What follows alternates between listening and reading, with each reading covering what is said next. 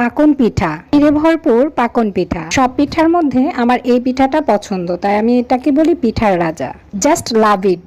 সহজে কিছু পেয়ে গেলে মানুষ তার মূল্য দেয় না। আপনি যত সহজ সরল ভাবে মানুষের সাথে মিশে যেতে চাইবেন, মানুষ আপনাকে সস্তা মনে করবে। আমি মনে করি নিজের ওয়েট বজায় রেখে চলাই ভালো। হ্যালো সবাইকে, সবাই কেমন আছেন? আজকে পরিচয় করে দিব আমি আমার বড় মাসির সাথে, মানে বড় খালার সাথে। আগেকার মানুষরা যেমন সহজ সরল এবং সুন্দর গুছিয়ে কাজ করতো লক্ষ্মীর মতো, আমার মাসিও ঠিক তেমনই একজন মানুষ। তার কাছ থেকে আসলে অনেক কিছু শেখার আছে। আজকে আমাদের বাসায় সকলকে করে খাওয়াবে ক্ষীর পাকন, দুধে ভেজানো রসে টইটম্বুর ক্ষীর পাকন।